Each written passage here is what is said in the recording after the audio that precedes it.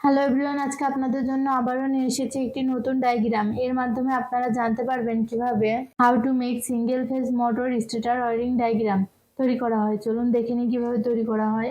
MCB miniature circuit breaker, এটির মাধ্যমে first phase, second phase, third phase positive line নিয়ন্ত্রণ করা হয়। সার্কিট ব্রেকার, এটির মাধ্যমে যে কোনো একটি লাইন নিয়ন্ত্রণ করা হয়। Stop switch, start switch.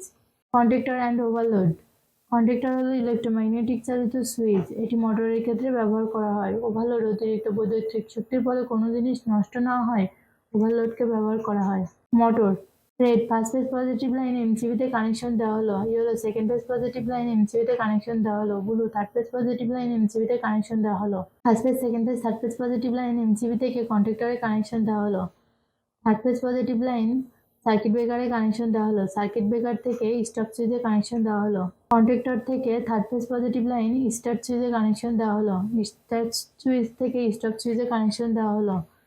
Start switch থেকে কন্ডাক্টরে কানেকশন দেওয়া হলো। কন্ডাক্টর থেকে কন্ডাক্টরের অপর একটি টার্মিনালে কানেকশন দেওয়া হলো।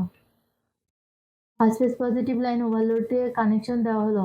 First phase positive line conductor থেকে ওভারলোডে কানেকশন দেওয়া হলো। First phase, second phase, third phase positive line মোটরে কানেকশন দেওয়া হলো। আর্থিং লাইন মোটরে কানেকশন দেওয়া হলো। এই ডায়াগ্রামটি পুরোপুরি সম্পূর্ণ হয়েছে। এভাবে আপনারা আপনাদের বাসা বাড়ি অথবা কারখানাতে তৈরি করতে পারবেন।